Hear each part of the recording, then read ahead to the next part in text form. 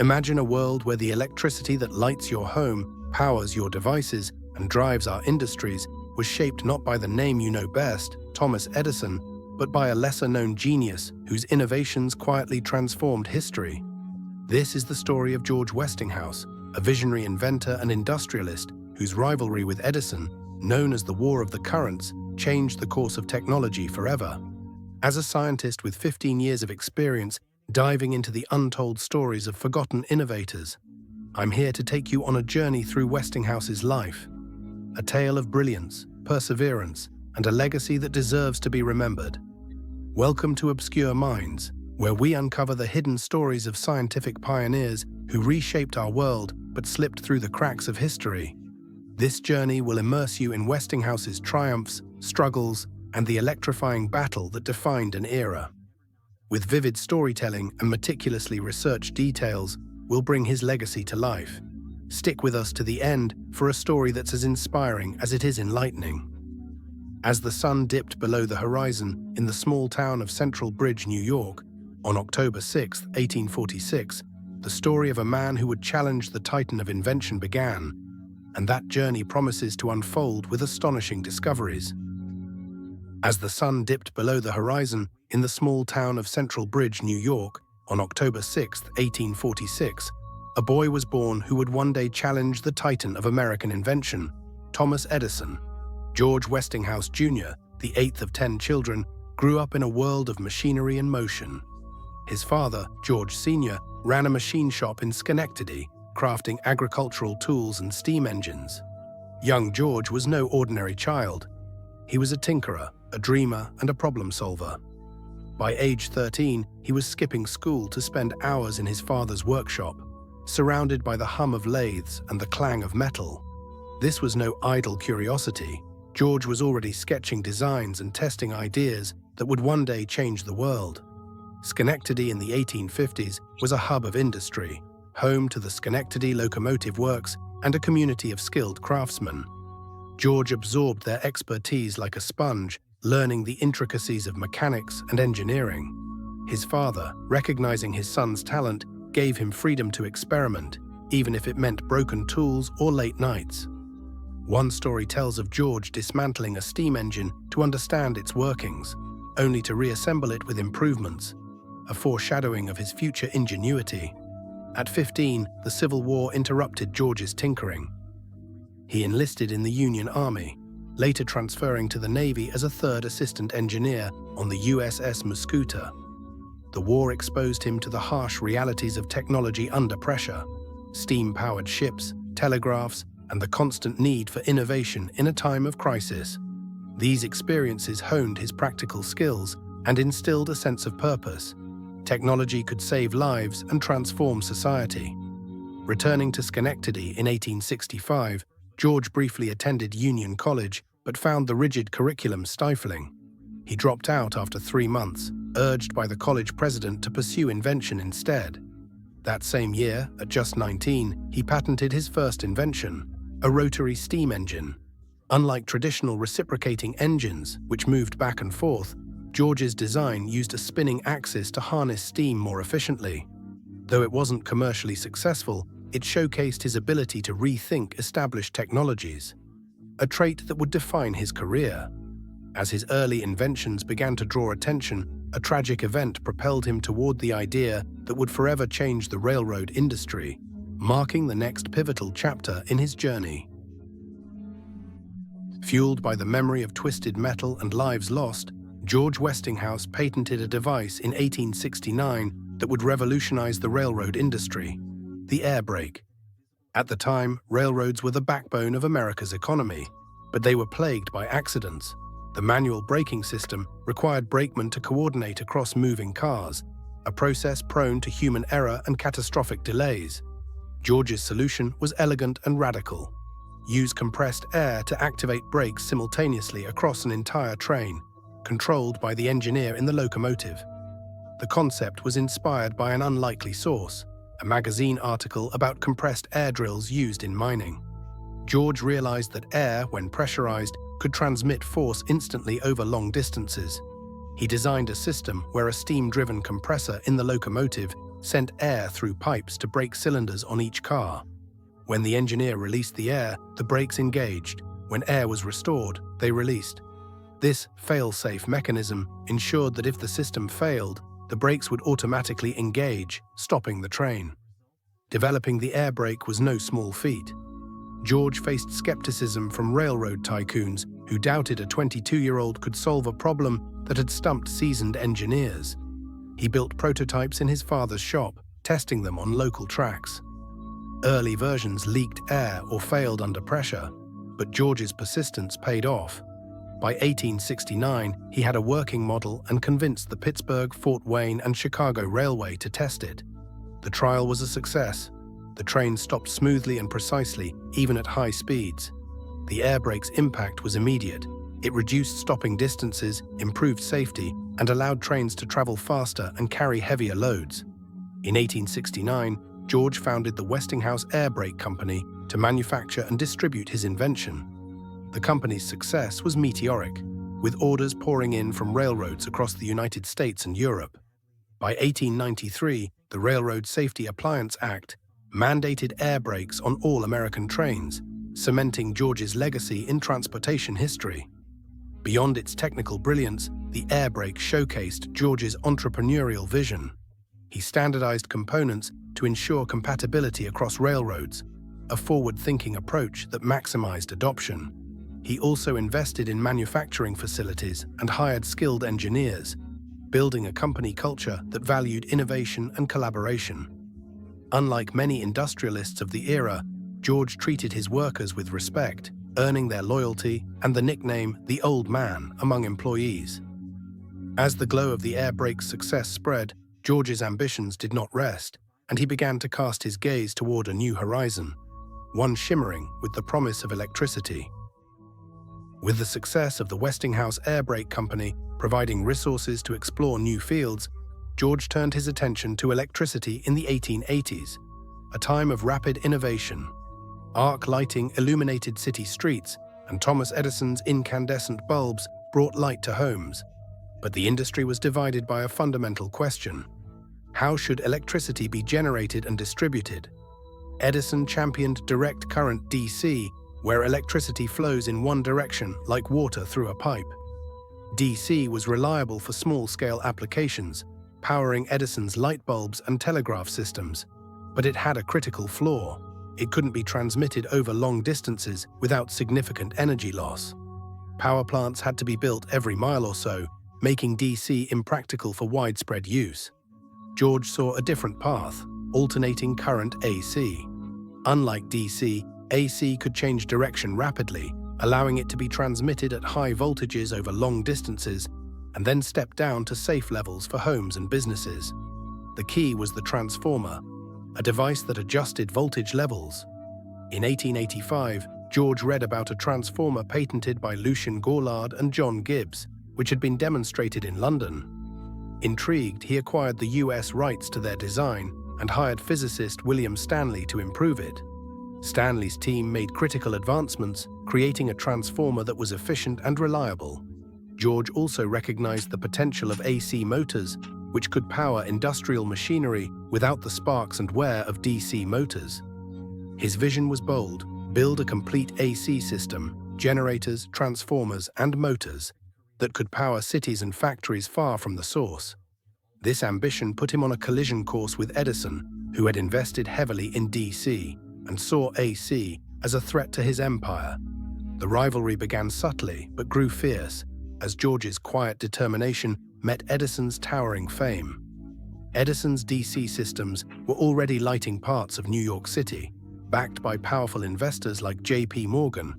But George was undaunted, and with the founding of the Westinghouse Electric Company in 1886, he laid the groundwork for a battle that would change the world.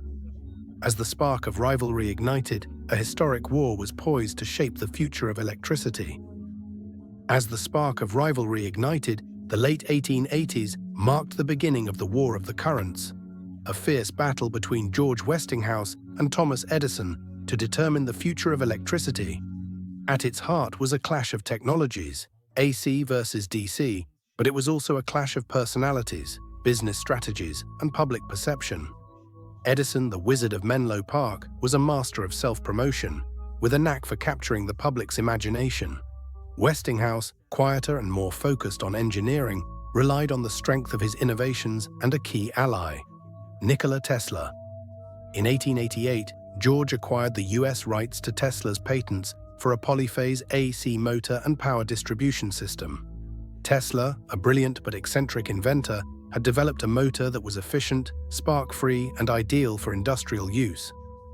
George saw its potential to complete his AC system and hired Tesla to refine it at the Westinghouse Electric Company. The partnership was a turning point, giving Westinghouse a technological edge over Edison's DC system. Edison, feeling threatened, launched a ruthless campaign to discredit AC. He claimed AC's high voltages were dangerous, citing accidents where workers were electrocuted by poorly installed AC lines. To drive the point home, Edison's team, led by engineer Harold Brown, staged public demonstrations where animals, dogs, calves, and even a horse, were electrocuted with AC. The most infamous incident occurred in 1903, when an elephant named Topsy was killed with AC at Coney Island, an event Edison filmed to tarnish Westinghouse's reputation. The campaign reached its darkest point when New York State adopted AC for its electric chair in 1890. Edison, who had once opposed capital punishment, secretly backed the project, ensuring the chair used a Westinghouse AC generator. The execution of William Kemmler, the first person to die in the electric chair, was botched, taking 8 minutes and leaving the public horrified. Edison coined the term Westinghoused to mean electrocuted, hoping to associate AC with death. George fought back, not with propaganda, but with results. He refused to sell AC generators for executions, maintaining his ethical stance. His company focused on proving AC's safety and efficiency.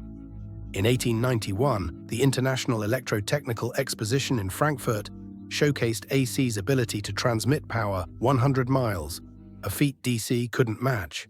The turning point came in 1893, when Westinghouse won the contract to light the Chicago World's Fair. Using Tesla's AC system, his company illuminated 200,000 light bulbs, dazzling 27 million visitors, and proving AC's reliability. The fair was a public relations triumph, shifting public and investor confidence toward AC. As the glow of the fair faded, George's vision was poised to reach its zenith with a project that would etch his name into engineering history. With the Chicago World's Fair as a public victory, the Niagara Falls Hydroelectric project became George Westinghouse's engineering masterpiece, carrying the momentum of his triumphs forward. In 1893, as the War of the Currents raged, the Niagara Falls Power Company sought bids to harness the fall's immense energy for electricity. The project was unprecedented. It aimed to generate power on a scale never before attempted and transmit it to cities like Buffalo, 26 miles away. Westinghouse's AC system was the perfect fit, but the stakes were high. A failure could ruin his company and bolster Edison's DC campaign. George assembled his best engineers, including Tesla, to design massive AC generators. The challenge was daunting. The generators needed to produce 5 times the power of those used at the World's Fair, and the transmission lines had to maintain efficiency over long distances. Westinghouse's team worked tirelessly, refining Tesla's polyphase system and building transformers capable of handling high voltages. George's leadership was key.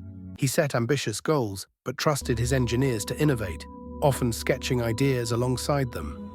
Edison's General Electric, formed after a merger with Thomson Houston, also bid for the contract, but couldn't match Westinghouse's AC expertise. In 1895, the first generators went online, and on August 26th, power began flowing to Buffalo. The project was a resounding success, delivering clean, affordable electricity to homes and factories. Industries like Alcoa built plants near Niagara to tap into the cheap power, spurring economic growth. By 1900, Niagara's AC system was powering parts of New York City, proving AC's scalability. The Niagara project marked the unofficial end of the War of the Currents. Even Edison's General Electric began adopting AC, and by 2007, New York's last DC lines were shut off. Westinghouse's vision had prevailed, laying the foundation for the modern electrical grid. Yet even as his legacy lit up cities, financial and personal storms loomed, testing the resilience of a man who had given so much to the world. Though George Westinghouse stood at the peak of his career by the late 1890s, with his companies employing over 50,000 workers and his AC system powering cities across the globe, the weight of success brought new challenges that shook his empire. He held 361 patents and had founded 61 companies. From railroads to nuclear energy, but the electrical industry was capital-intensive, requiring constant investment in research, manufacturing, and infrastructure. George's habit of borrowing from one company to fund another stretched his finances thin. The financial panic of 1907 was a turning point. A stock market crash triggered a banking crisis, and Westinghouse's creditors called in their loans. Unable to meet the demands, he lost control of the Westinghouse Electric Company to bankers, who criticized his spending on innovation and worker welfare. The loss was devastating. George reportedly couldn't bear to look at his Pittsburgh factories after the takeover. Yet George remained resilient, his spirit unbroken by loss. In 1910, he invented a compressed air shock absorber for automobiles, improving ride comfort in an era of rough roads. He also explored heat pumps and natural gas distribution, always seeking practical solutions to everyday problems. His health, however, began to decline. By 1913, heart issues confined him to a wheelchair, but he continued sketching designs, including an electric wheelchair, until his death on March 12, 1914. George's legacy endured through his companies, particularly Westinghouse Electric, which became a leader in nuclear power. His emphasis on worker rights and innovation influenced industrial practices, and his AC system remains the backbone of global electricity. Yet, as we reflect on his life, the question lingers: why does a man of such impact remain a shadow in history's spotlight? To understand why George Westinghouse remains a footnote while Edison's name is synonymous with invention, we must look to their contrasting approaches, even as the echoes of his contributions resound in our daily lives. Edison was a showman, cultivating a public persona that ensured his fame. Westinghouse, by contrast, was a builder, focused on engineering and collaboration.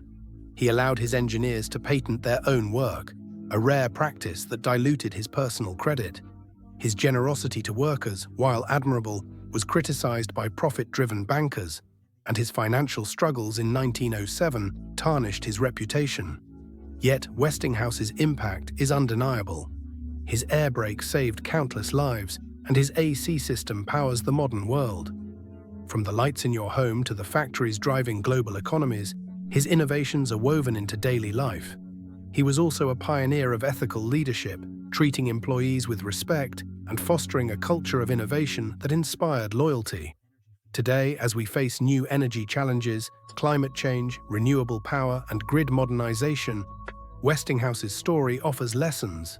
His ability to envision systems, not just devices, reminds us that innovation requires holistic thinking. His resilience in the face of setbacks inspires us to persevere, and his humility challenges us to prioritize impact over fame. Let's rediscover George Westinghouse, not as Edison's rival, but as a visionary who powered progress. Share his story, celebrate his legacy, and let's ensure that the next generation knows the name behind the electricity that lights their world.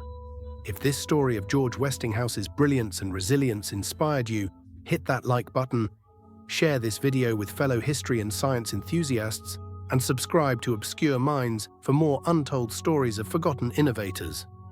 Join our community to keep the spark of curiosity alive.